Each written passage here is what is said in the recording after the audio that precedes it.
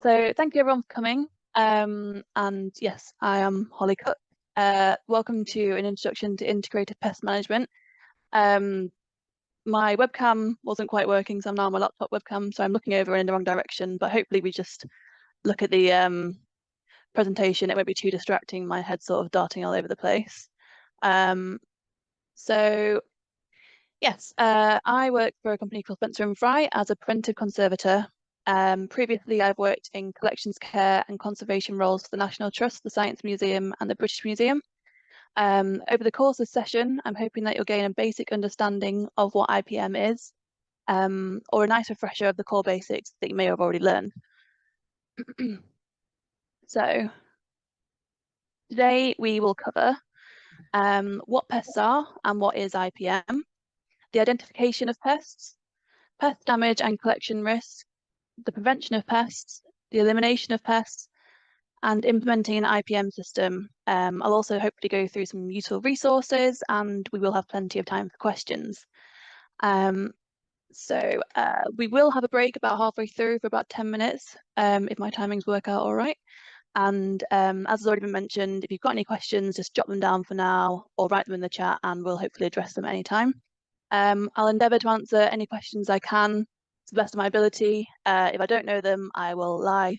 No, I'm just kidding. I will go away and find out, hopefully at the break or later on, and get back to you. So normally in a training session, I would like to go around each of you and find out what it is that you do in your experience, but there are quite a number of you, and I don't want to eat into our time too much. So if you're willing to, I'd just like you to sort of put your current or most recent role in the chat, and whether you currently have any experience or responsibilities around IPM. Just really concise, just a few words if you've got it. I can't actually see the chat, I don't think, so if anyone doesn't write anything, just let me know. Just try and get an idea of who I'm talking to.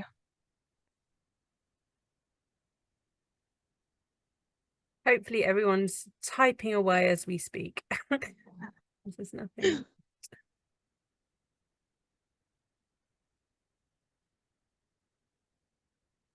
Oh, we got CSM Museum and Study Collection Curriculum Development Curator. Oops. Nice. Mark says, I look forward to hearing the definition of pest to stop me getting funny ideas. Well, okay, moving on. We've got Ian Day, technician for the North Herts Museum in Hitching. Lovely. Alison Lister, Visitor Services and Preventative Conservation, Keats House.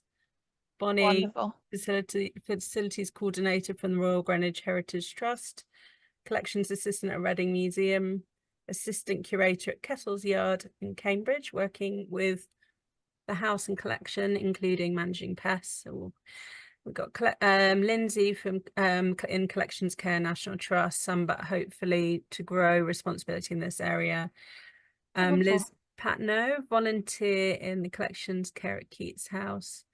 Assistant Curator at Royal Holloway, University of London, current responsibilities around IPM, but looking to learn more. Lizzie is a museum apprentice at Dover Museum. Mark Barrett, curator at Woodbridge Tidemill Museum. Don't worry, Mark. He said, sorry for the silly comment. Don't worry. I like silly, don't worry. We've got collections officer at the World Rugby Museum, operations manager at Turner House, Twickenham, Hannah, assistant curator at Heath Robinson Museum. Oh, interesting. Exhibition project manager at Quinton Blake Centre for Illustrations, responsible for emergency planning. Rebecca and Charlotte, you're going to have to do the next one of these. We've got Nora, his collection technician, responsible for checking pest traps on site and off site store.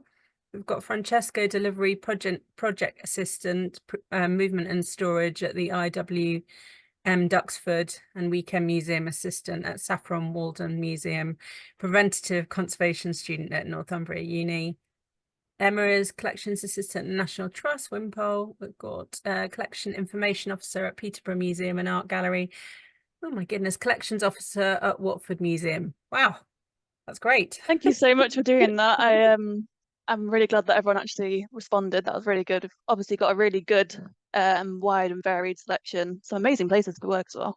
But yeah, that's really good to hear. And it's good that so many different, teams or different sort of departments in museums are looking to learn about IPM. That's a good positive sign for me. So onwards. So what are pests and what is IPM? So I'm sure we all have a good idea of what pests are, be they insect or animal. In the context of the care of collections, pests are unwelcome in the museums and historic buildings we work in due to the potential risk they pose to cause damage to the tangible heritage and collections we care for. As such, pests are an agent of deterioration, and it is important to learn about them. There are a wide variety of pests across the UK that pose different risks to our collections, but as a rule, all seek sources of food, shelter, and protection from predators, something that unfortunately for us makes the indoor environment often more appealing than their natural habitat where they don't cause any discomfort or bother to us. Historically, there are records of pests invading homes from the ancient Greek and Roman times, and as such, methods throughout the ages of preventing and eliminating these creatures have changed and developed. Previously, museums and institutions used pesticides and harmful chemicals to treat objects or infestations. However, over time, with the evolvement of conservation and preventive conservation as a discipline, the negative and potentially harmful consequences of using such methods have become very apparent. Where we stand today is a focus on a more prevention-based approach by making the places we wish to be pest-free, aka our collections and museums, unappealing to them, and reducing the risk of damage caused by pests before it becomes a problem. Integrated pest management, as an idea, originates in the agricultural industry, and its adoption in museums has grown and developed rapidly from the late 90s to the early 2000s, from the late 90s and early 2000s into our present day. Each institution will have slightly different IPM programs that will need to cater to its collections, whilst also aligning with budgetary needs, resources, and staffing, something I'm sure you're all aware of. But all IPM systems should aim to monitor and identify any presence of pests in collections areas, work to make the areas where collections are stored and displayed unappealing to pests, and should it be necessary, find solutions for infestations that are bespoke in nature to suit the need of said infestation. To quote from the book Pests and Houses Great and Small, at the heart of every IPM process are the pests themselves, and understanding their needs and being able to identify them is key to their control. So with that being said, to get us to think about identifying pests, I've gathered some images of some of the most reasonably common pests found in the UK, and on the next two slides, I'd like you to have a guess at which ones they are. Now, I did think it was quite difficult, so on my sort of people I've tested this on, I have included the answers on the screen, but if you could write down which ones you think, and there is another slide as well. I'll give you a few minutes for each slide, and then once I feel like everyone's had a good chance to have a guess, I'll ask you to put it in the chat, but if you just hold off at that for a minute. Some of them are obviously more easy than others, but I had to make it a little bit tricky. But we just give a few minutes for this slide, then I'll change on to the next one with the other 6.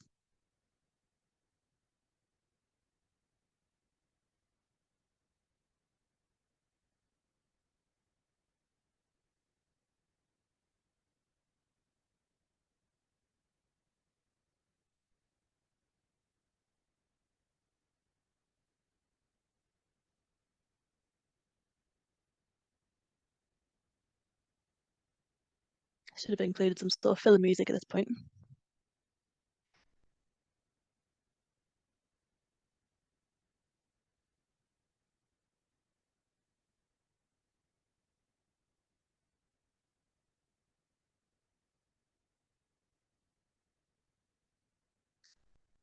Amy, do you think that's a good long enough time, or should I move on to the next slide? Yeah, so the next one, if you want to also have a note down what you think these guys are, or even just in your head.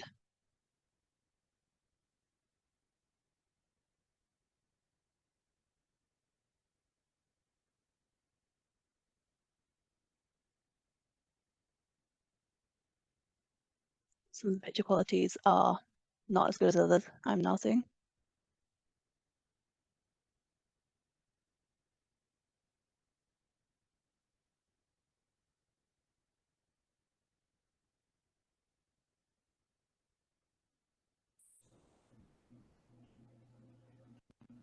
Okay, so shall we have a look at some answers maybe? So if I go on to the next slide, yes, so hopefully, so if this all goes to plan, if you'd like to, anyone who wants to participate, write down in the chat for each number when I call it out, then we can see what the general consensus is. So for number 1, I may have run through it too quickly, but is anyone? Yeah, there's a couple of answers coming through, mostly mouse. Excellent. That's a good start because number 1 was in fact the mouse. Number 2.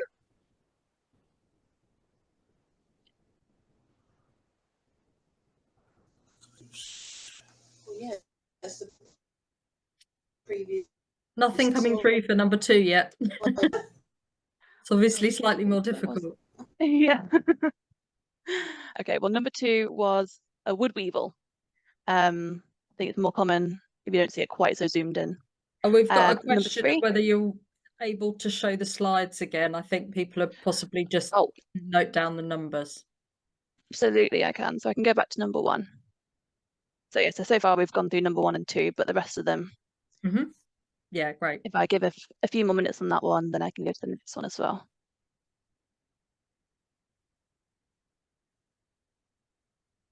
So we're on number 3 now. Sorry, Holly. It will be number 3, yeah.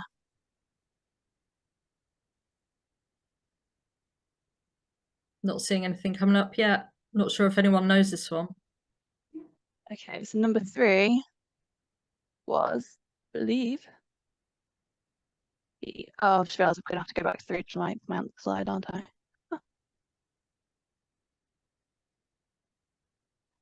Number 3 was the larder beetle. Number 4.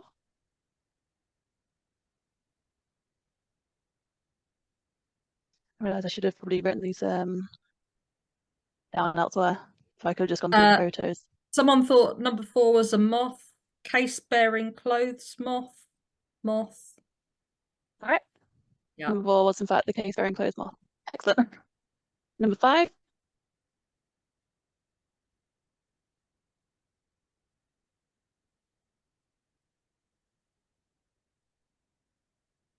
Book lice. Right. Very good signs. People know their pests. Number 6.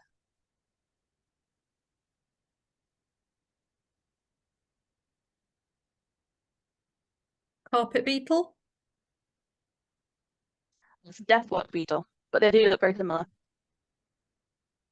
Number 7.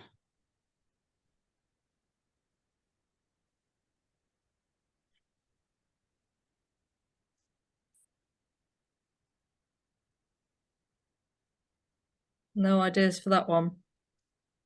That was the furniture beetle, Oh, otherwise sorry. known as Yeah. woodworm. Oh, that's good. Hannah, you did get that right. Number 8. Number 8, sorry, I can't see the chat to whoever is acing this.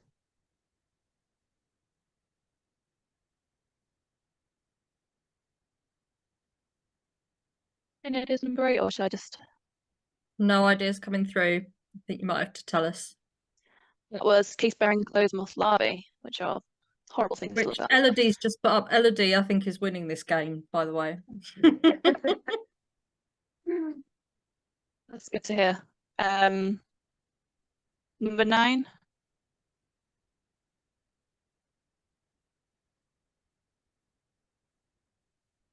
No, I think you're going to have to tell us.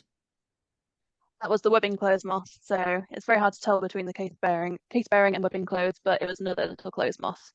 And 10.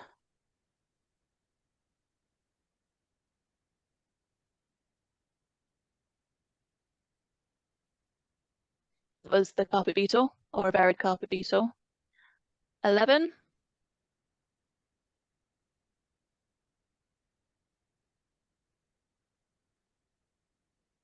Australian carpet beetle. The Australian spider beetle. So I think I'd give that one a tick.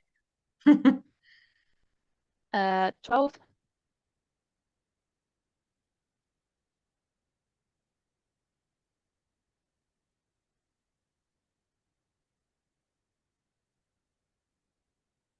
No, should I go on?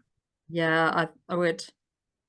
That one was a vodka beetle, otherwise known as the party beetle. And it's an easy one to identify, but I just like the name. Oops, sorry, I've gone to the next one. That was the woolly bear, which someone might have got.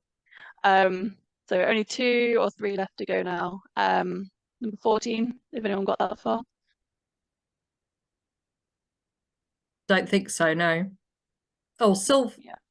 silverfish. Silverfish. Sorry, I might have 15 was a silverfish. I think I confused things at the end there. So 13 was woolly bear, 14 was spot carpet beetle, and 15 was silverfish. So well done to everyone. In hindsight, I should have put the pictures with the answers. But we live and we learn, and I hope that's got you all thinking about what pests are, what they look like, and clearly some of you are very good at that. Okay, so moving on. We got that one from the beetle. Okay, so just who are we looking at then? Some of those you may be more familiar with than others, whether that be domestically at home or from professional experience. To start with, we'll have a look at our furry friends, the rodents. The term rodent can cover anything from rats to mice, Holly? squirrels. Yeah? Sorry, there was just a comment about the audio. I don't know if you can put your yeah, exactly, closer to you. That might work. Is this helping? I think so. I'll try and talk louder, maybe. Okay. That one's definitely all.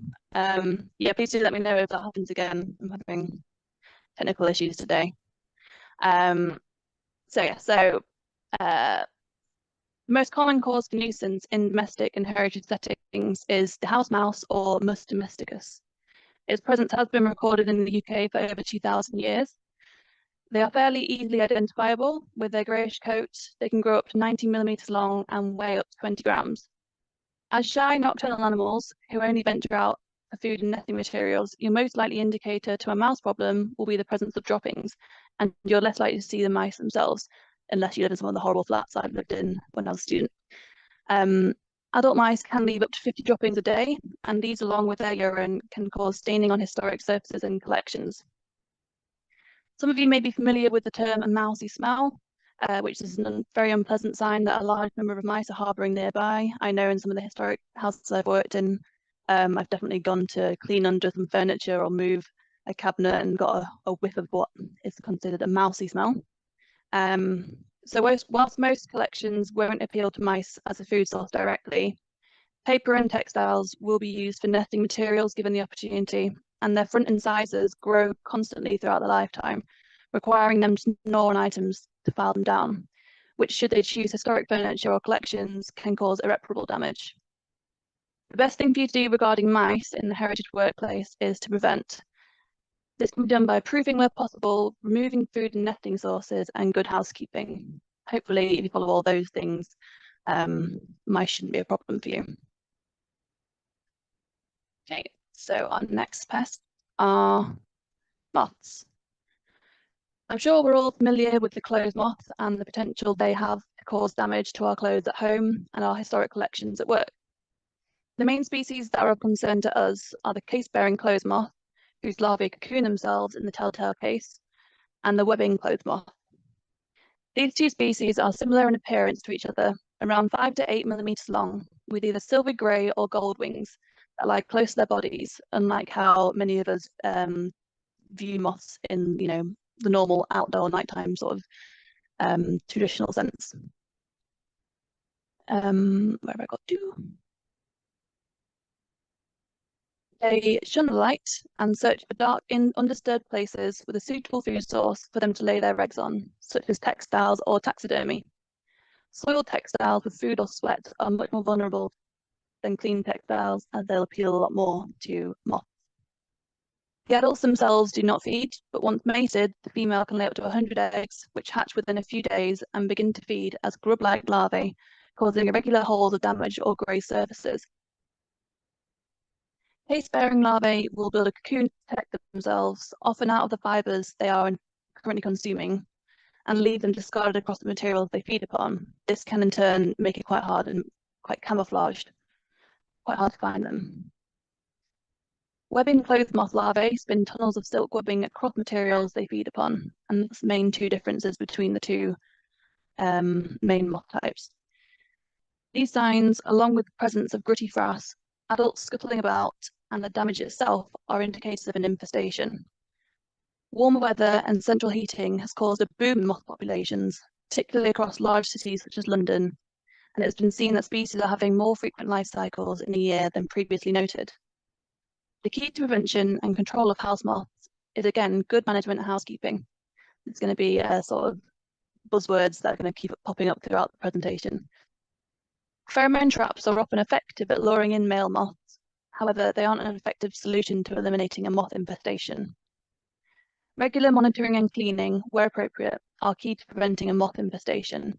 Textiles, furs, and feathers, in particularly woolen items, should be stored appropriately in a clean condition and regularly monitored. In clothing, it's important to check crevices and creases under the folds and collars and underneath the armpits, behind the labels, in pockets and turn-ups and trousers, or where items are folded in storage, as the larvae, eggs, and adults themselves will be hiding in these tiny areas. In historic house settings, carpet and rugs, especially woolen, should be checked and cleaned regularly, especially in dark, forgotten areas such as under furniture or inside wardrobes and trunks. It sort of goes against reasoning to think that under a heavy piece of furniture might be where an infestation is occurring, but it's an ideal place for moths to lay their eggs and be undisturbed. Collections on open display are more vulnerable than those in sealed cases, of course. However, if they're displayed in such a setting as a historic house setting where they're fairly open and regularly passed by visitors and sort of disturbed, as opposed to being in a dark, undisturbed nook, then they are less susceptible to attack. And historic taxidermy may benefit from historic arsenic treatment, which poses not only a hazard to us, but is unappealing to moths. A very effective method in the prevention and eradication of moth is freezing treatment, which I shall go into more detail later. On the right-hand side of the slide is something some of you may have seen before, which is an exosex trap. It's a little tiny plastic trap with a black bit and a white bit on top. Exosex is a non-chemical and non-toxic pest confusion treatment designed specifically to control the highly destructive larvae of the webbing clothes moth. It uses a synthetic female pheromone to attract male clothes moths into the dispenser, where the powder combined with the pheromone is situated, and the males that are lured there are coated in this powder, and the senses of the moths are overwhelmed and they cannot detect females as a result. They also then leave the trap, and the male moths are attracted to them, and the sort of confusion cycle is continued. And this means that the females in that area do not mate and lay non-viable eggs, resulting in far fewer larvae. There's been a number of studies by English Heritage and National Trust of the effectiveness of these, and quite a few of them have been positive. So on to our next. So next up, we have the carpet beetles. So though carpet beetles are different in appearance to clothes moths, their behaviours, particularly those which concern us in the care of historic collections, share a lot of similarities with that of the clothes moth. Despite the name, carpet beetles, including the varied two-spot and vodka beetle, do not limit their diets to carpets and are attracted to a wide range of organic-based collections. Similarly to moths, it's not the adults, but the larvae who do the eating of the collections and cause the damage. The adults actually prefer plant pollen and things that are strictly outdoors. The woolly bear, a small hairy grub, as seen at the bottom of the screen, varies slightly from species to species of carpet beetle, but they are distinctive as that of the carpet beetle larvae. The adults are active and can be seen flying during warm temperatures and mate around late spring to early summer. And you may find them on windowsills, particularly in historic houses. The females will lay their eggs on or near a food source, and once hatched, the larvae will eat voraciously, shedding and discarding their skin casings as they grow, which is an example of is the top right picture. Prevention and treatment is much the same as that of the clothes moth. Monitoring and good housekeeping, disturbing dark, cosy areas where appealing collections are, particularly wool carpets, making sure stored collections are clean, stored in appropriate materials or plastic boxes, and not forgotten about. I hope I'm not going through this too quickly. Right. Next up is our wood boring beetles. I'm sure all of us are quite familiar with the damage done by wood boring insects, and wooden collections and timber frame buildings are vulnerable to a variety of wood boring insects. Most famously, the furniture beetle or woodworm and the death watch beetle. As with most pests, the adults do not cause the damage, but the larvae. The children are the problem. Woodworm or furniture beetles are very common across the UK, and the existence of their presence is in the characteristic woodworm exit hole. Adult females lay their eggs in small cracks, which, once hatched, begin to gnaw their way through the wood, creating larger tunnel holes as they grow. A good demonstration of this is in the middle of the screen. The development period for the larvae can be years, meaning infestations are often happening long before we realise it, with the appearance of a telltale exit hole and frass that has been pushed out of it by the emerging beetle. Damp conditions are where woodworm thrive, and they much prefer wood with a higher moisture content to dry wood. Adults will actually emerge from infested wood that is moved from damp to drier conditions, but the eggs and young larvae will not survive. This means environmental monitoring is key to preventing woodworm infestation, and ideally keeping your relative humidity below 55%. Death watch beetle is mostly only found to attack structural timbers and old buildings, with a similar pattern of behaviour to furniture beetle, but with a longer larval period, developmental period of 5 to 10 years and larger exit holes.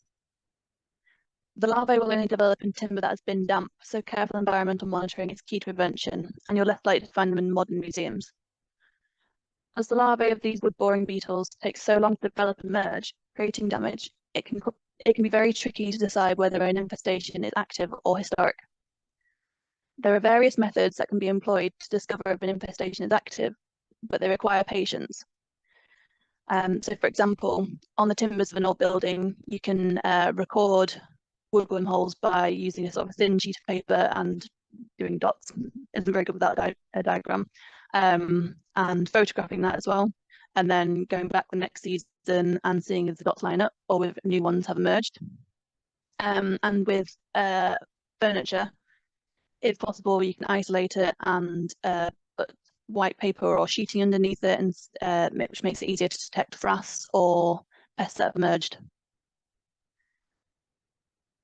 Small numbers can be expected and almost accepted in some historic properties, and if the environment is regularly monitored and maintained to appropriate levels, reinfestation shouldn't happen and damage should be kept to a minimum.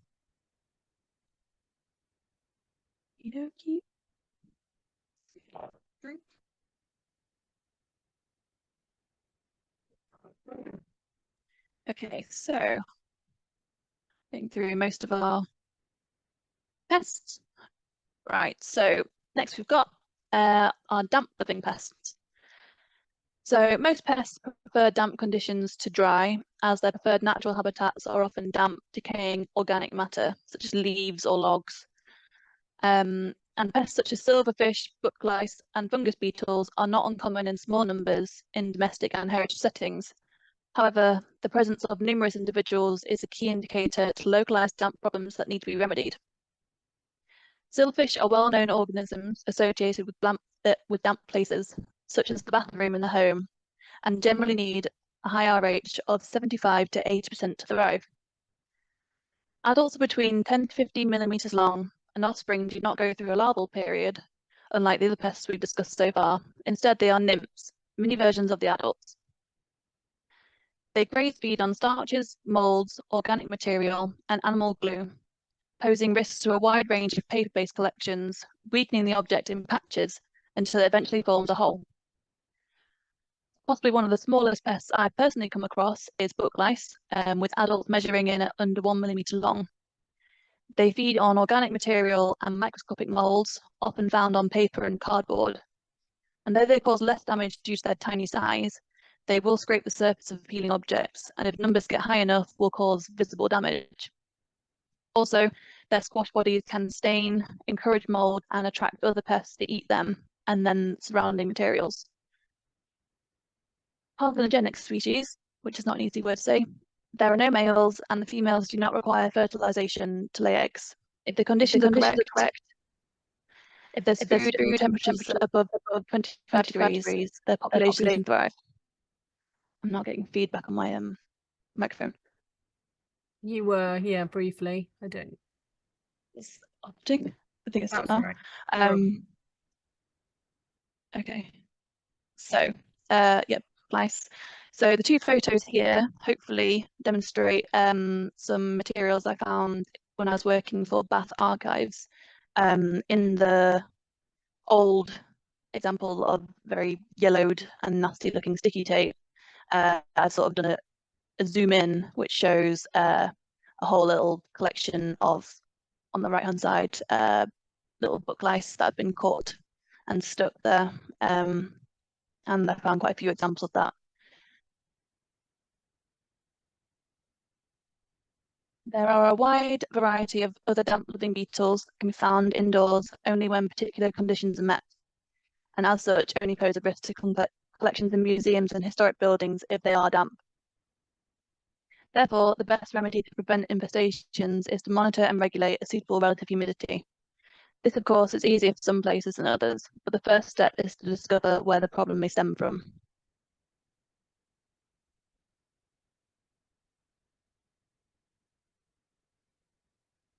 So next up, we have non-pest critters, which I'm sure we're all a lot more familiar with. The previous slides have been a quick run through the main pests of concern in a collections context, but there are a few worth mentioning that are commonly found indoors within the UK, but don't directly damage collections. For example, cluster flies and ladybirds. If you have worked or volunteered in a historic house setting, you may be familiar with these, often found in large numbers around sunny, south-facing windows. Cluster flies, or Pollinaria rudis, are a nuisance that can be hard to manage. In domestic settings, fly screens and traps can be installed to prevent their entry, but with historic windows and fittings, it can be near impossible. Their larvae are parasites of earthworms, which also explains their presence in historic houses set in lots of parkland. Other than being generally annoying, dead flies can provide a good food source to entice other more concerning pests indoors, such as that of the carpet beetle. The harlequin ladybird, an invasive species first recorded in the UK in 2003, is again commonly found in historic houses, grouped around windowsills, hibernating. They can potentially damage surfaces by leaving yellow excretions when disturbed, and like cluster flies, can provide food for other pests once deceased. They can be carefully removed with a brush and vacuum. The humble woodlouse is not as commonly found indoors, as central heating creates an environment too dry than that of their furred, damp, rotting vegetation outside, and they are likely to desiccate if indoors for too long. Their bodies can provide food for other pests, so should be cleaned away, and the presence of many live woodlouse can be a useful indicator of a damp problem. And in the discussion of all this, whilst the damp-loving insects may not necessarily cause huge amount of damage, as I keep saying, the indication of them as a damp indicator is really important in preventing other agents of deterioration that damp will increase, such as mold or warping. So who next? Spiders are often seen as friends to those in collections care, hunting and eating other pests. And for this reason, their residence is often not minded. At some properties, such as Winchester Flour Mill, which my mother actually provided these photos. It's National Trust property. So the two photos on the right are from Winchester Flour Mill, and they actively almost encourage or welcome the spiders to keep their pest populations under control in the flour mill. And they have, really nice sort of interpretation of that demonstrates that. However, in most circumstances, webs should be cleared from collection items as they can gather large amounts of dust over time, which can be detrimental to surfaces. Recent research published in ICON also suggests that spider feces can cause staining. Conservator Natasha Waddle has begun research into the effects of spider excrement, which is lovely, particularly the effects it has on the surface of bronze metalwork and sculpture. So in that photo at the bottom left, that's from her sort of research and shows the effect that spider feces can have on different surfaces, and the link at the bottom of the slide is to her study. So she suggests keeping items in storage covered and removing cobwebs and evicting spiders found directly above collections to be the most successful spider elimination. And I'm sure most of you agree we don't want to kill spiders, just evict them. So now that we've had a quick run through some of the most common critters we find in collection spaces here in the UK, I was wondering if any of you pop in the chat if you've had an experience with some that we haven't mentioned. And if that's not the case, I'll see which one the most popular is in terms of experience.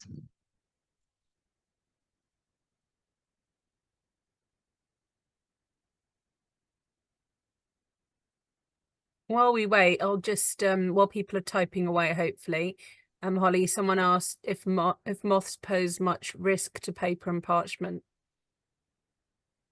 From my experience, I don't believe so. Paper and parchment is much more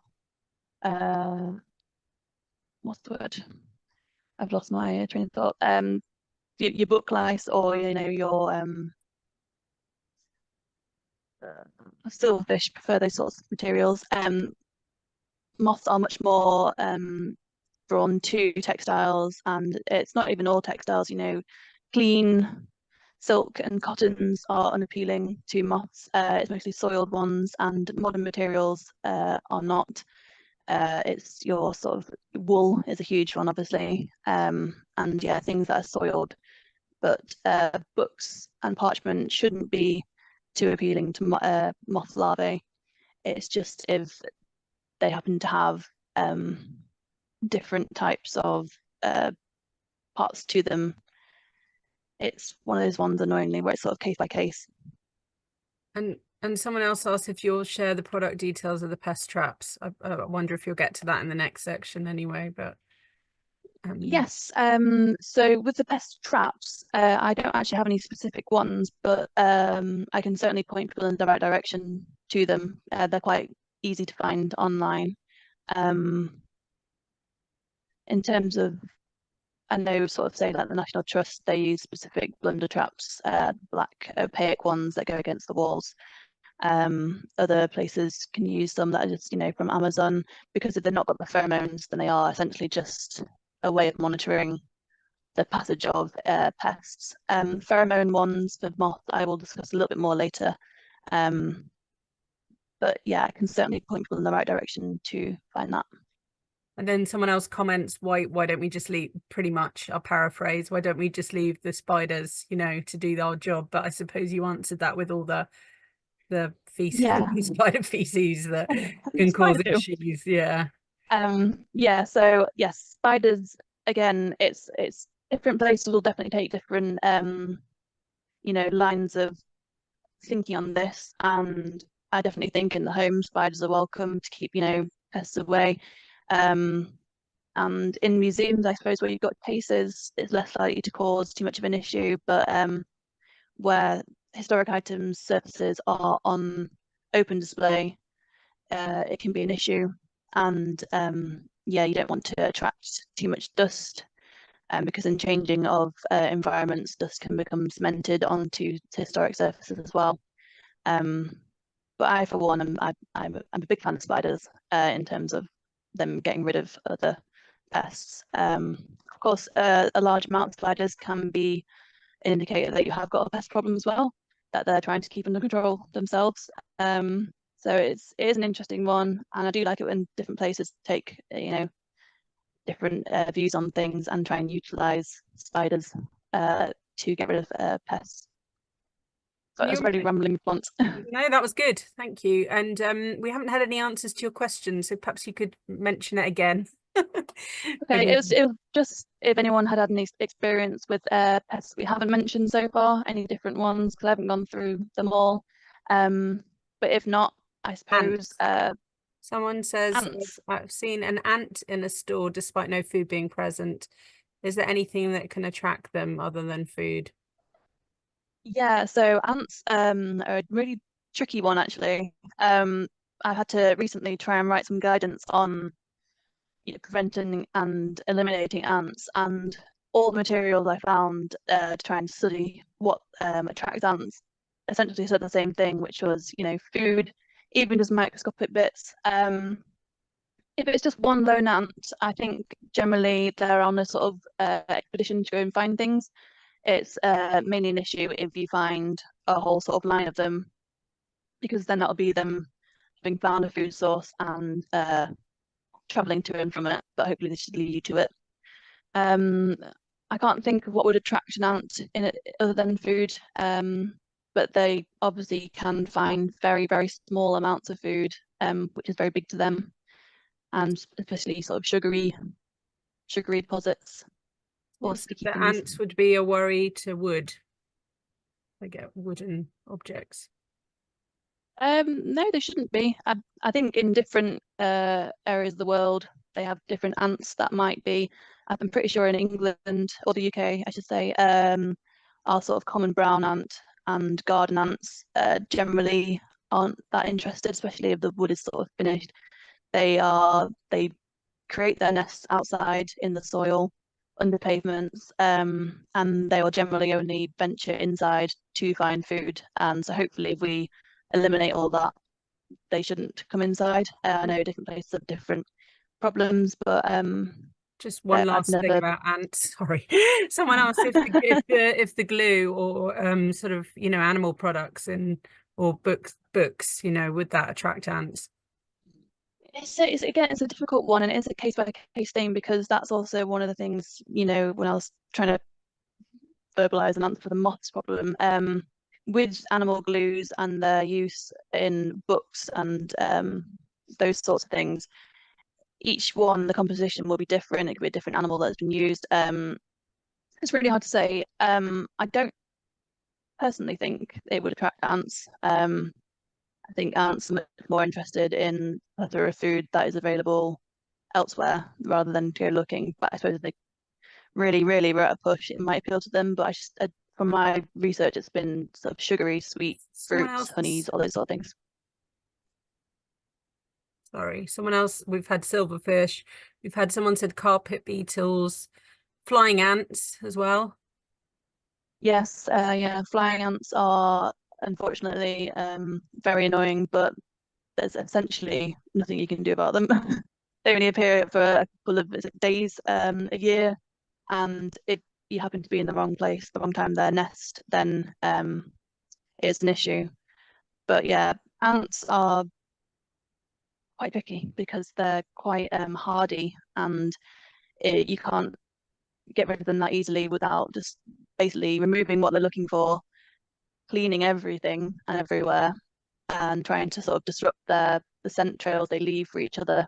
And then if worse comes to worse, finding the nest and destroying that. But I'm always loath to do that if it's outside. But yeah, no, they shouldn't. Ants don't pose too much of a risk to the collections, other than that their dead bodies might attract other pests who might want to eat our collections. Was there anything else? That's it for the moment. Fabulous. Okay, so I actually think we have gone a bit quicker than expected. I think I plowed through our quiz a little bit too quickly. Oh, but, sorry. Sorry, Holly, someone said they've had a problem with slugs, very small slugs. Slugs.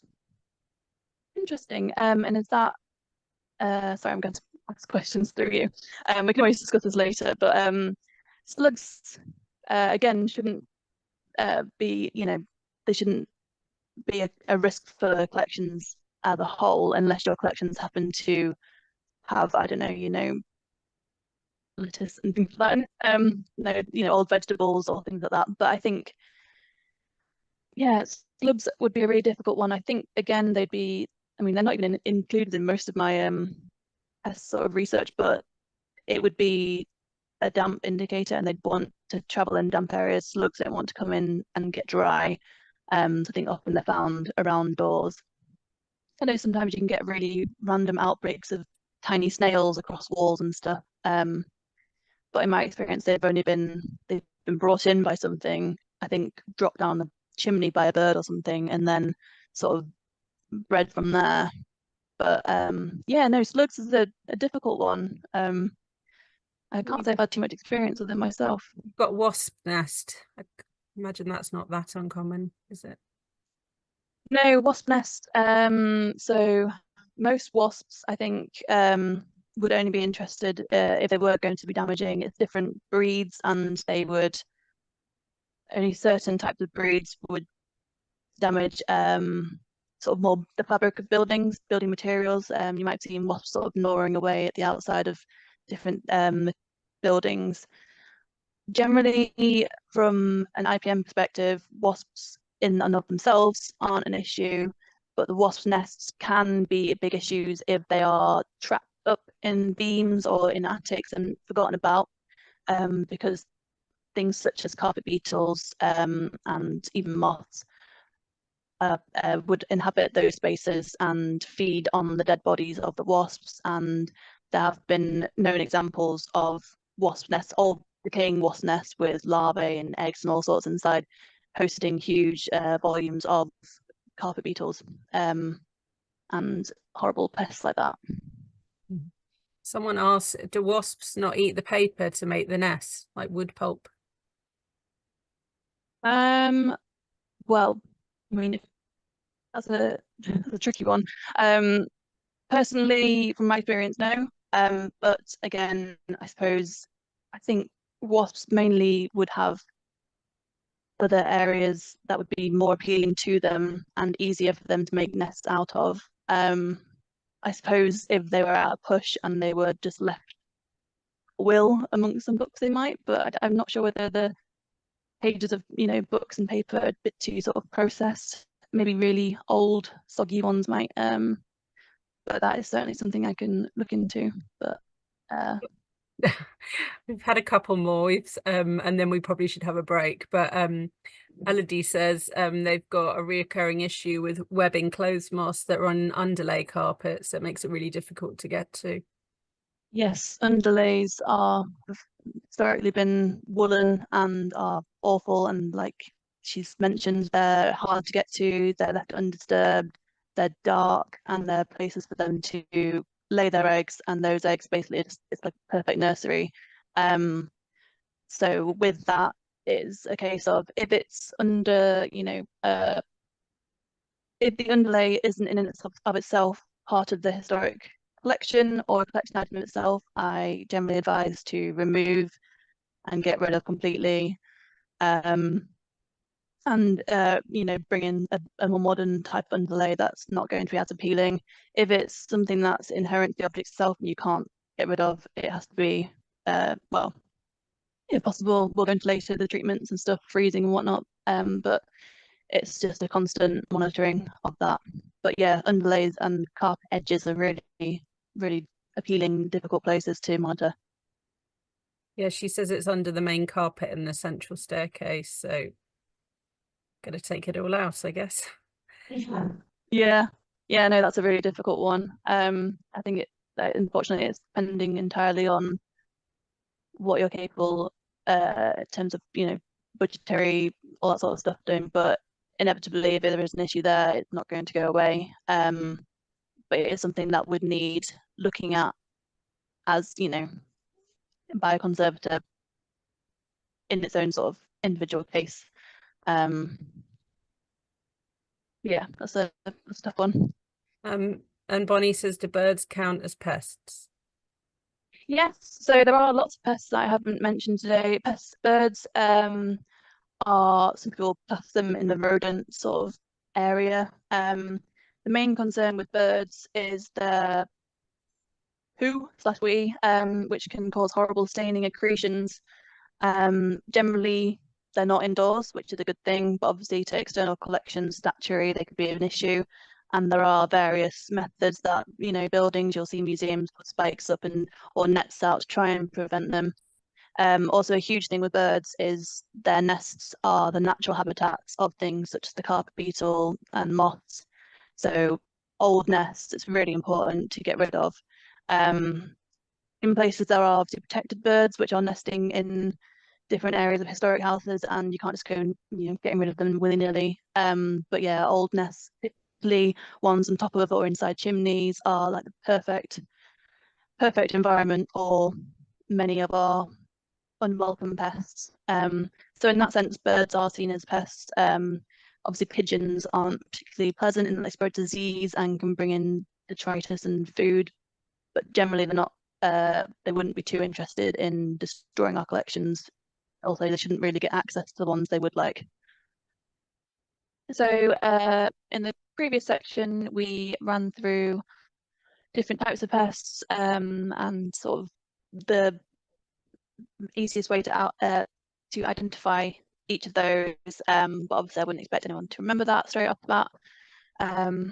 Pest identification is a key element in an effective IPM strategy and protecting your collections. Identifying pests can be tricky, but with experience, it can get easier.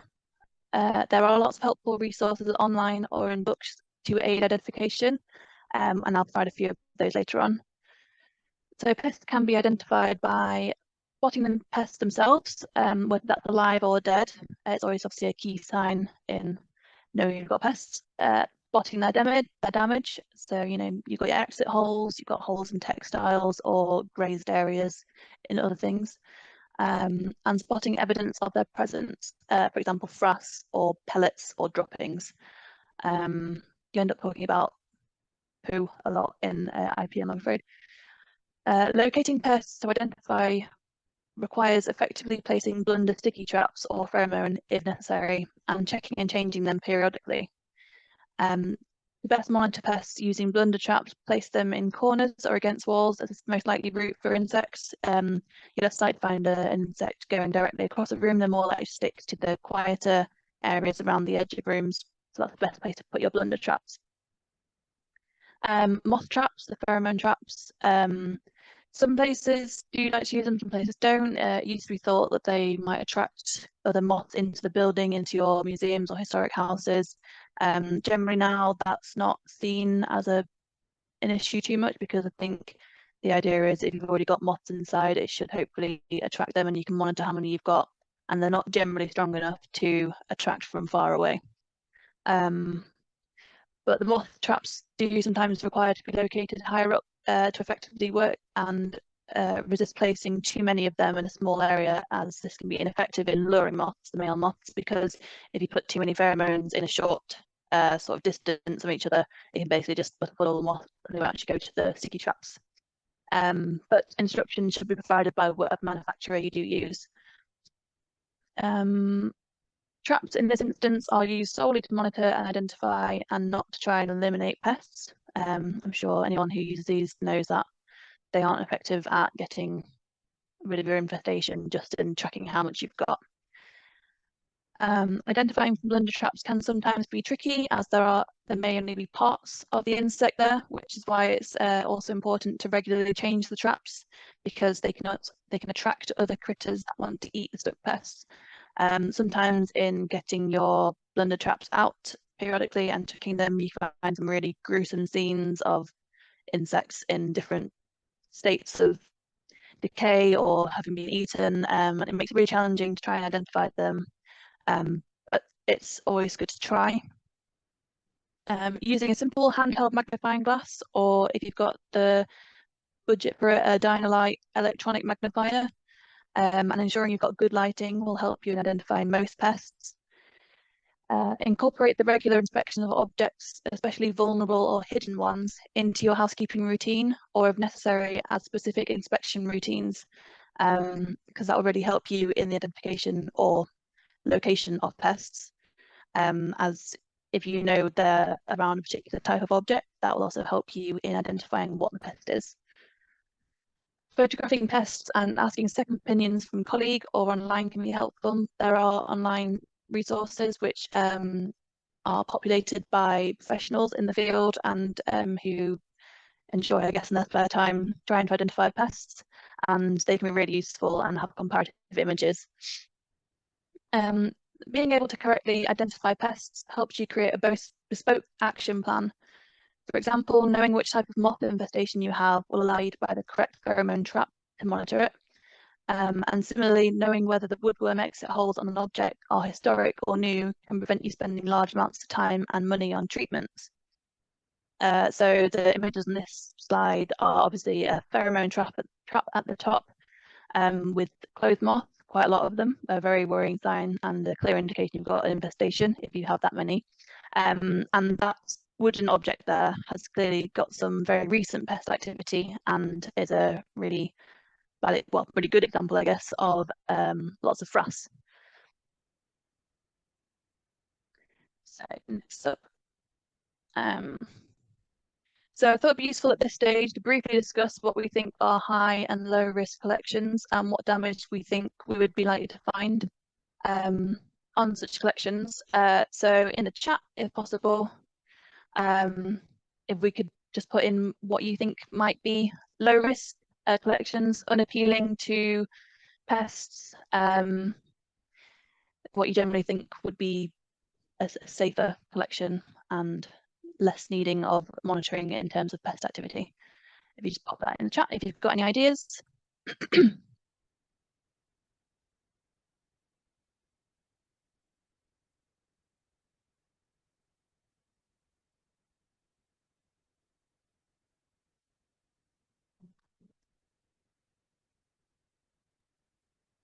We have ceramics and metals. I'm guessing that's oil paintings, sculptures. Yeah, that's brilliant. That's really good. Low risk metal, non-organic. Oops, ceramics. And then paper collections have lower risk of damage from moths and beetles than textile collection, but still could be wary of silverfish and book lice. Question mark. Yeah. Most needing monitoring are taxidermy, textiles, paper, and timber. Yeah, so did anyone have any other ideas of high risk then if we go into high risk? I think quite a few have already been mentioned. Got a few more high risk: books, paper, and textile, taxidermy, textiles, historic, natural history. Wonderful. That's great. That's a really good response. You all have a really good idea, well, perfect idea, I think, of what low risk and high risk collections are. So as a rule, organic and textile sort of base collections are of higher risk than inorganic. A pest is unlikely to want to burrow through or feed on a ceramic pot or a metal spoon. Though kept in the wrong conditions, inorganic surfaces can foster dust, and that combined with damp can have mold, microscopic mold spores, which may find certain pests wanting to feed on. And whilst not of a big concern damaging the object structurally, they could cause surface staining and attract pests to nearby more vulnerable objects. So as someone mentioned, I think it's important to monitor everything and keep items clean, even if they themselves aren't necessarily what we would think of as being vulnerable to pests. Someone also says historic homes. Sorry. Yes, no, perfect. The historic fabric of homes is a whole different contender than compared to, a nice modern museum. You've only really got to worry about the objects within it, but within historic houses and buildings, the structures of them themselves are also vulnerable, and it's sort of a never-ending concern for some people in those instances. So it's always important also not to forget about composite objects, or the ancillary parts of an object. So I've included the example of a pair of metal and glass spectacles may not seem to be appealing to pests, but the textiles or adhesives, as someone mentioned earlier, animal skin glue, used in creating cases or holding devices, could be at risk to pests. So if say the spectacles were themselves on display, but its case was put away in storage, it's important not to class that as a wholly low risk object because its case may be very tasty treat. That's good timing because someone just said many of our vulnerable exhibits, wood, paper, textiles, are case. Does that now make them low risk? Sorry, can you say that again? Many of our most vulnerable exhibits, wood, paper, and textiles, are cased. And they said, I'd guess that makes them now low risk. But you case. they're in a case. They're in. Oh, cases. okay. Oh, sorry. Yeah, I thought you meant are the actual cases. Yeah, so if the vulnerable ones are in museum display cases, then the objects themselves are still appealing to pests, but I guess they're in a low risk environment, as opposed to being off in storage. Yes, now I've just understood what you said. Answer my own question. Yes, so yes. But still important to always monitor. Okay. In an ideal world, the collections we care for would not gain new infestations and damage. However, it's important to be able to tell what is or isn't new. Familiarizing yourself with collections is the best way to identify new problems. Having accurate and clear documentation and photos is also vital for comparison reasons, especially if you're new in a job as well and haven't had full chance to familiarize yourself with collections. With damage such as woodworm exit holes, the old ones will be dark, and they might have dirt or dust within them or over them, or with varnish, sometimes quite clearly sort of almost covering the hole, and it's quite easy to tell that's an old infestation. Whereas a new one will be brighter and raw, similar to that photo I showed in the last slide, with all the frass around it. Other types of damage will likely have frass, excrement, and or larval casings nearby to hopefully help indicate a recent or current infestation.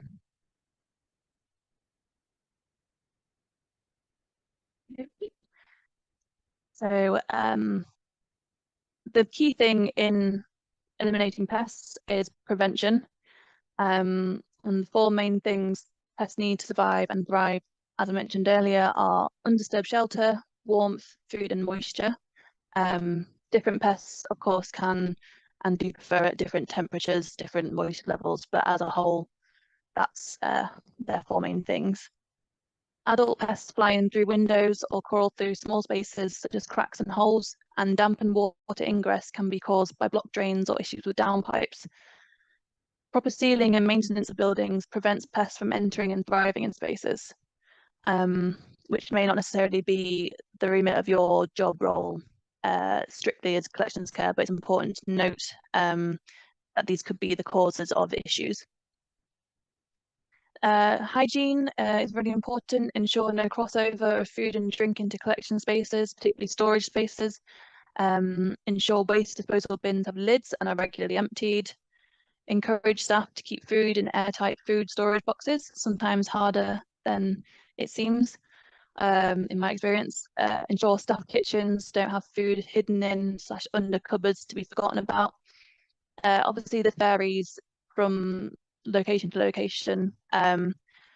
Say, for instance, in a National Trust property or a historic house setting, quite often staff and volunteer break rooms might be within the house itself.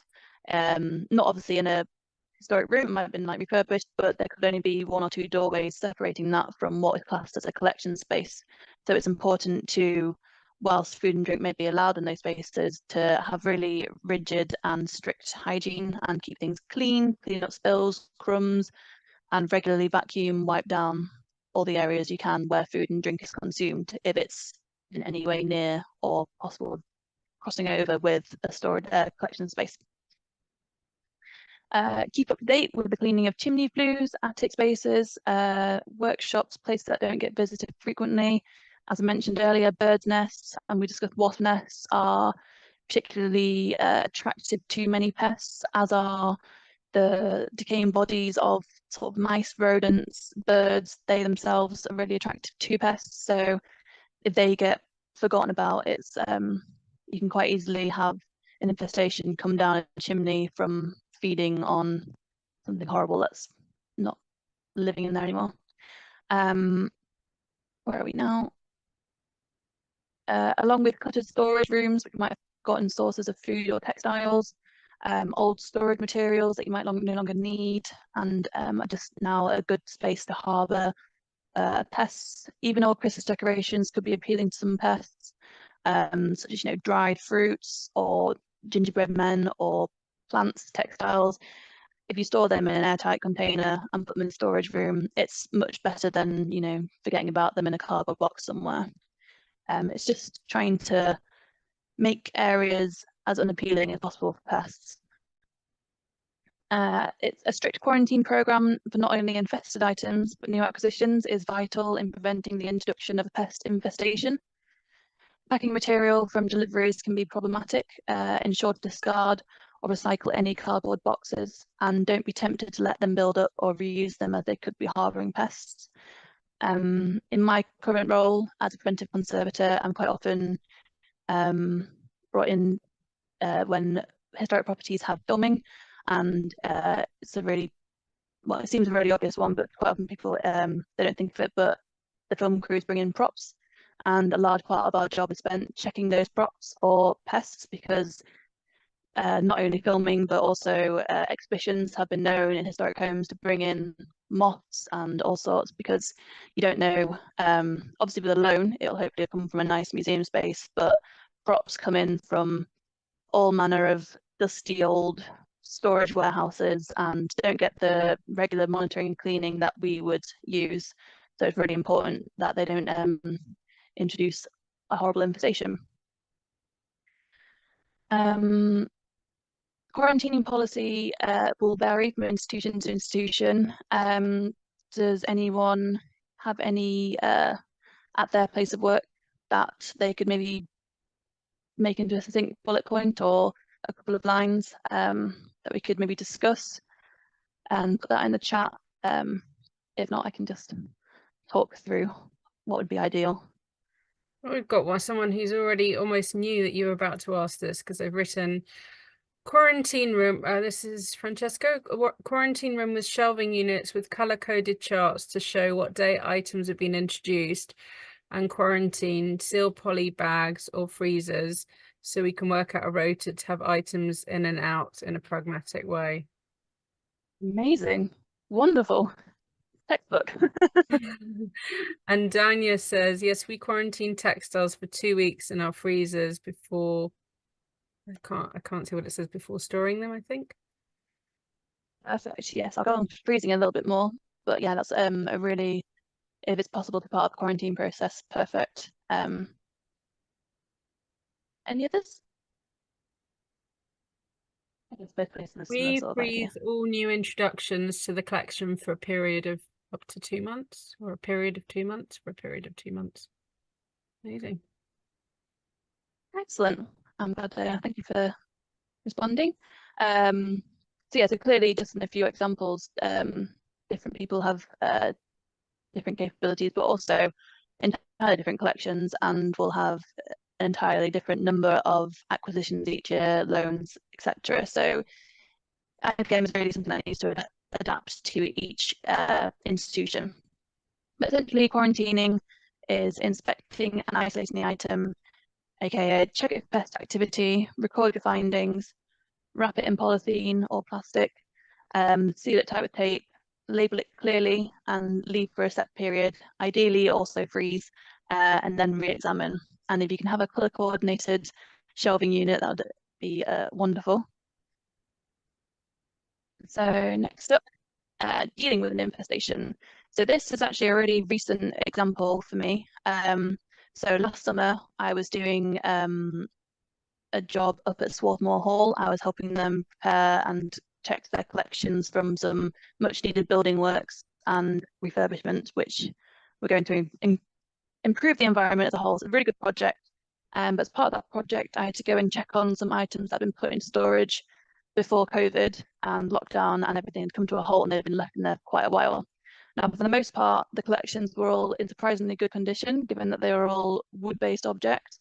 But there was this one pair of bellows, which you can see, which was just sat by itself on the lid of an old, really useful box, which the collection inside the box was really happy and not at all infested. I made sure to check, but as you can see, the bellows has got numerous deposits of brass, almost in a sort of exact outline of the bellows. In the bottom left photo, you can almost see the little wiggly line that the beetle has taken as it's left the bellows. And for some reason, there's quite a lot of deceased beetles who had obviously emerged in these bellows, and presumably the environment that they were now being stored in just wasn't good enough for them, so they actually died almost straight away. So it's quite a shocking find, but whilst my job there wasn't to strictly deal with this sort of stuff, we were quite unprepared for it in a way, and we didn't have anything in the way of a conservation lab or resources or a quarantine facility. So we basically had to sort of cobble together a treatment, which was we had some constrain, which is a low density insecticide, I can't remember words out then, sorry, which we used to sort of treat the surface of the bellows. But we knew, as with most insecticides, that there's no way it's going to penetrate deep enough to actually get any larvae that's inside. So then what we did was wrap it up in clear plastic, which again, Swarthmore happened to just have some spare, tape it up and labelled it, saying what I'd done and what to do next. And then last week, I ended up actually going up there for an entirely different job. And I went and checked on the bellows, and there was only one or two. The photo on the right, you can see a little tiny deposit. And on the bottom left, when I opened up the bellows, there's a bit more fresh frass, but hardly anything. And that seemed a good sign. I think now that they've been moved to a better environment, the infestation had either perished or we'd seen the worst of it already. However, I did learn an important lesson in that I hadn't wrapped the plastic adequately because I couldn't find any evidence of the adult beetles. So I assume they managed to get out. So I then had to rewrap it in a much better way, making sure to seal up every single little bit of the plastic. But there is a furniture conservator going to the place next week, and he's been informed, so hopefully he'll be able to treat them a bit better with some better resources. But it's just quite a dramatic visualization of active woodworm infestation. So dealing with an infestation. There are numerous possible causes for pest infestations in museums and heritage buildings. Damp problems, failing environmental monitoring systems, weather, infested acquisitions or loans that are improperly quarantined, or even just an increase in visitor numbers without the corresponding increase in housekeeping are all example causes. Conversely, many museums saw an increase in pest activity over lockdowns due to the reduced human presence when they were closed and pests were left undisturbed. Also, year-round warmer weather is increasing risk to collections and the fabric of historic buildings, not only by increasing life cycles in certain pests and encouraging population booms, but also by increasing the potential survivability of pests introduced from warmer climates who might have otherwise previously 10, 15 years ago died as soon as they reached Britain. The potential for them to start living and breeding once they come across and imported materials is increasing as our temperature goes up and up. So upon discovering an infestation, make sure to take photographs and record findings, inform the necessary people. In each institution that's going to be different. That could be you yourself, it could be a collections care manager, it could be the general manager, but make sure that it's documented, that people know about that.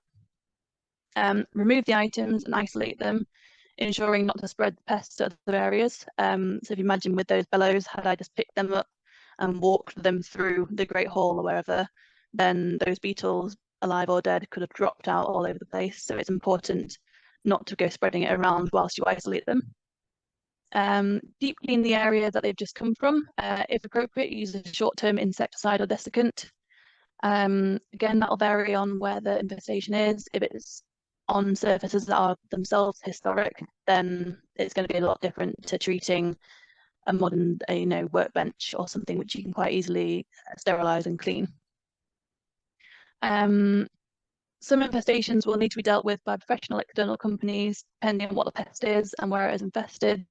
So I'm sure most of you may know that things such as rodents or even pigeons, horrible things that are not necessarily pest collections, but bed bugs, ticks, fleas, all these sort of things need external contractors to deal with. And severe infestations of other pests may also require external contractors. Then after that, it's regular deep cleaning of at-risk collections, or what we call targeted housekeeping. So you should have your regular housekeeping, and then making sure to more regularly clean the areas where the infestation has occurred. And making sure that after cleaning rooms Always take your vacuum outside and empty the contents into a plastic bag, bin bag, seal it up and dispose of it in an outside bin, because storing a used and dirty vacuum cleaner can risk spreading any larvae or pests into other areas of your house. And whether you use a vacuum or, you know, depending on the infestation, whatever sort of tools you use, make sure to not then accidentally spread the infestation to other areas. So we've already mentioned it a little bit. The picture on the right, by the way, is Constrain. That's sold on a website called Histrionics and is quite regularly used by, well, people such as myself. Again, it's been okayed as a general sort of public use and is generally sort of, you know, non-staining and low toxicity, but it's make sure to always consult the appropriate authorities in your institution or in sort of conservator. Don't just go spritzing it all over the place, because it has got toxic in it, you know, and also you don't know how it's going to react to the historic surface or object you're spraying it on, but it is one that we use regularly. So we've already discussed it, but the most popular generally method of dealing with infested objects or potentially infested objects is freezing or low temperature treatment. It's very common in museums. It's effective and simple treatment used not only to treat infestations, but as a good practice for new accessions. And some of you already mentioned that already. You need to ensure objects are properly wrapped and in the freezer for the correct amount of time. Some objects will take longer to freeze to the core than others if they are more dense and big. Whether you have access to a commercial or a domestic freezer will change what temperature it will go down to and how long it must remain in the freezer. When you look up this sort of information on the internet, different institutions have different guidelines. They differ a little bit, but I've gone by what ICON has said, which is if your freezer goes down to -18 to -20, which is most domestic freezers, to keep your items in there for 14 days of exposure, and that is 14 solid days. And if it goes down to -30 as a commercial freezer, 3 to 4 days. And different places will have different freezing capabilities.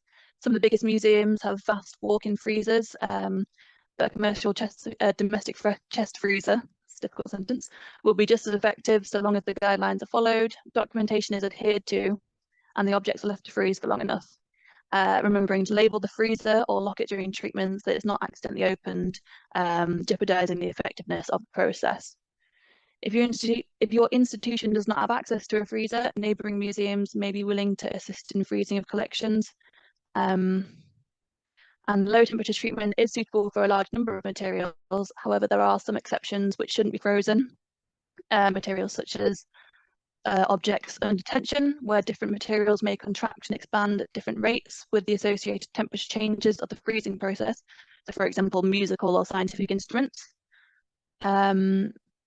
Laminar layered materials, particularly those that are showing signs of delaminating, for example, mother of pearl or ivory. Any material that is damp or wet, as the formation of ice crystals as it freezes may cause damage. If you do have any damp or wet materials, particularly if it's a sort of emergency salvage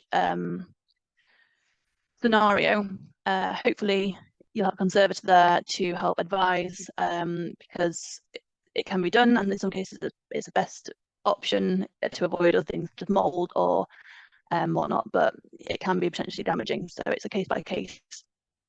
Rubber and plastics are difficult to exact composition, so the level of degradation can be varying. Some plastics may be totally okay to freeze and others not, so caution should be taken. Essentially, always consult a conservator. The Collections Trust and National Museums of Scotland have really good online training videos for how to freeze objects.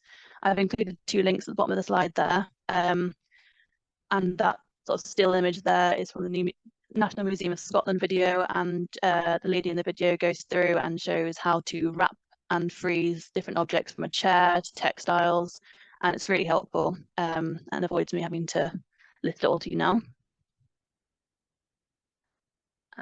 So Freezing is not the only method used. Some methods utilize heat treatment or anoxia, but these are much more specialist, and freezing is a much more simple whilst effective method that generally we can all have access to in some form or another. I know when I was at the British Museum, they do have a heat chamber which can be used, but was very rarely used because with using heat treatment, you basically need the correct sort of chamber to regulate the relative humidity and temperature. You can't just basically go cooking your objects. And anoxia, again, not many people have access to an anoxia chamber. And I know that Brexit caused a lot of issues in getting the necessary equipment for that. So I know the one at the British Museum, when I left there, had been unused for quite a few years, but the freezer was used almost every day. Insecticides in the form of aerosols, vapor, and desiccant dust have varying effectiveness on different collections and pests. Most will kill adults, but not reach tiny eggs hidden in cracks or larvae buried deep into wood. Constrain is a widely used, I mentioned, and low-risk insecticide. However, it's always best to consult a conservator on a case-by-case basis when it comes to insecticides, and never apply anything directly to historic objects without training and consultation. And if you do ever use anything such as constraint, make sure to do it in a well-ventilated area with the correct PPE.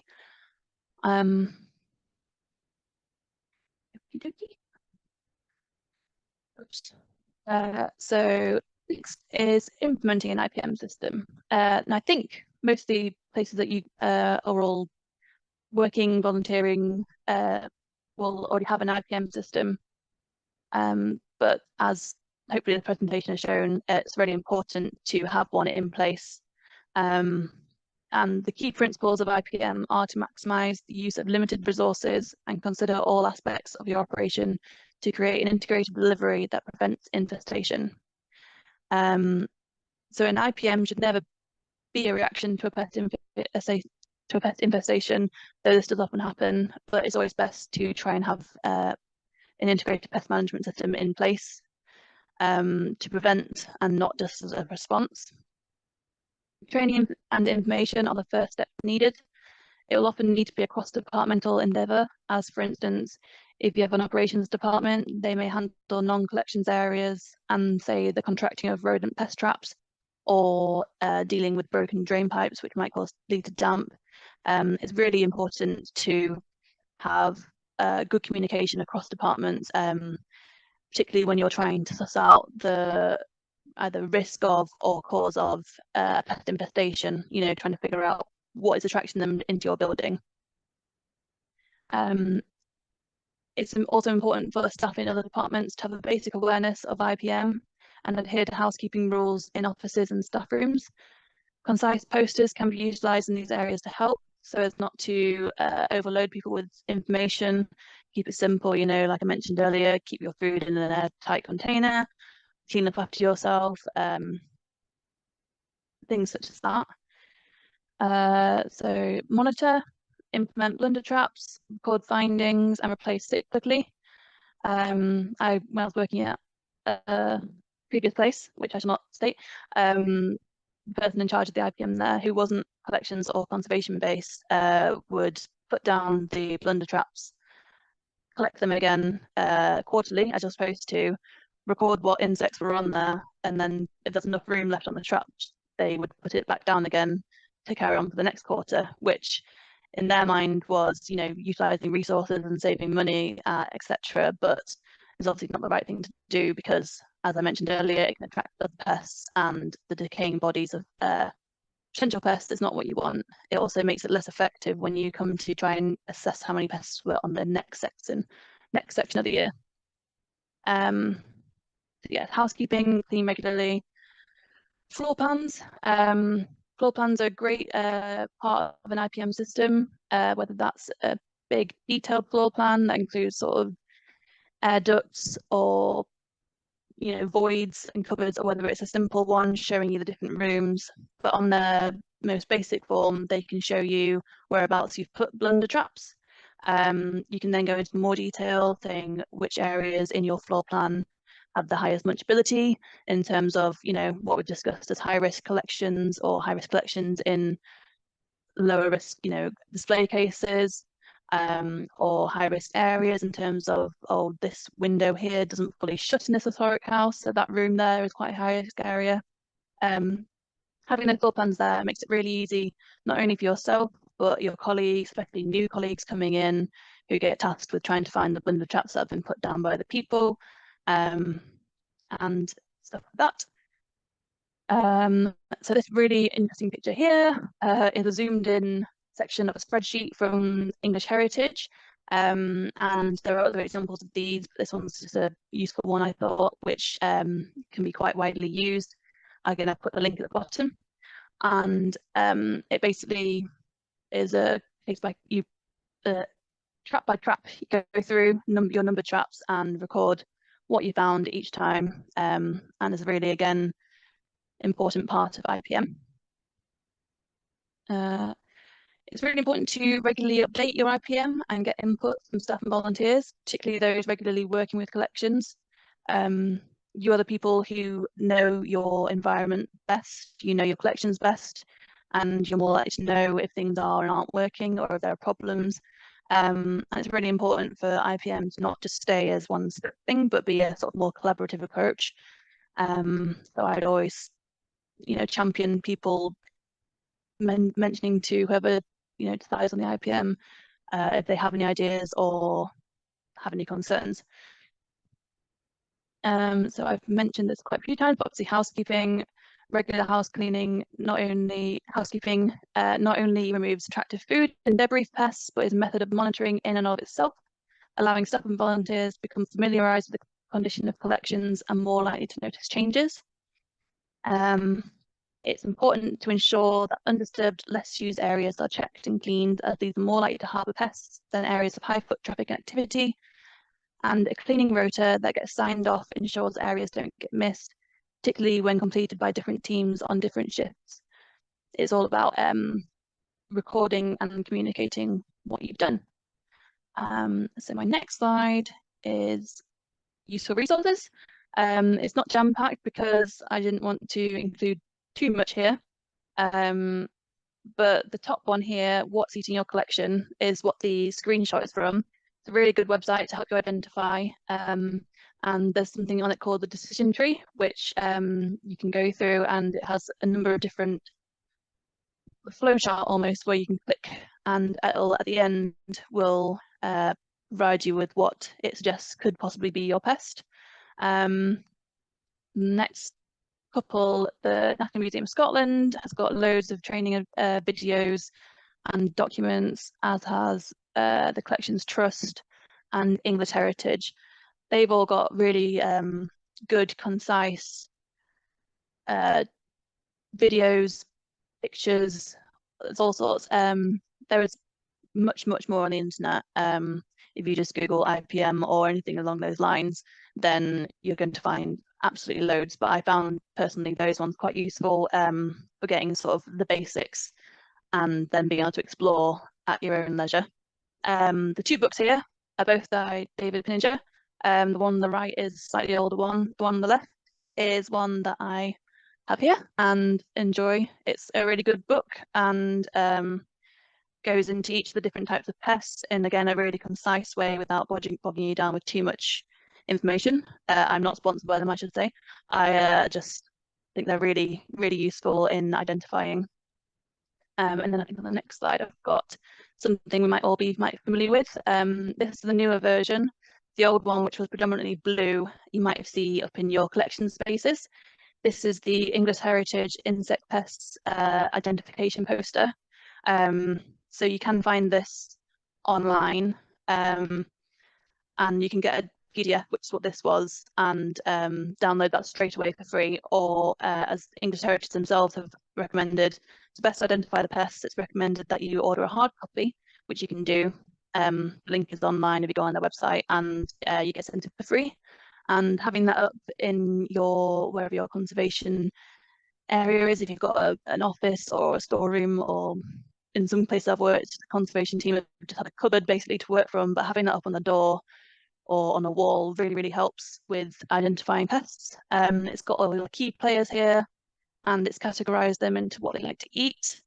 The grey silverfish is worryingly large. As you can see on its the little black ones show you their actual size. And it's got the really useful image in the centre, which goes through all the different parts of the domestic house, but that can obviously be applied to a historic house or, in some cases, a museum, of what's more likely to attract what. And yeah, all sorts. And I think we finished a little bit early, but any questions? Oh, we have got some questions. Thank you. That was very interesting. There's a couple that have gone up the chat, have lost in the chat, but I've made notes. So Alison's reposted hers. How long should pheromone or sticky traps be left in place before changing? Yes, so this I think varies from manufacturer to manufacturer. I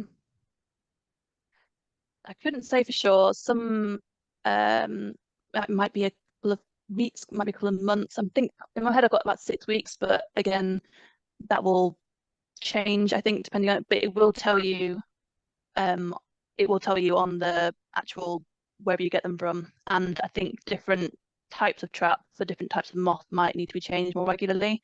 I know that quite often people do leave them out a bit longer than they're meant to, but I think it's dependent on how much of a concern your infestation is. If you've put out traps and it hasn't attracted anything, I think it's worth changing it, and then after the advised period of time, and then maybe moving to a different area. If you're getting lots of activity in it, you might want to change it more often. But yeah, it'll definitely say on the manufacturing box or instructions how regularly you need to change it. Great, thank you. I had a question earlier about trees, Christmas trees in particular. I guess plants as well, you know, in collection building. What are your thoughts?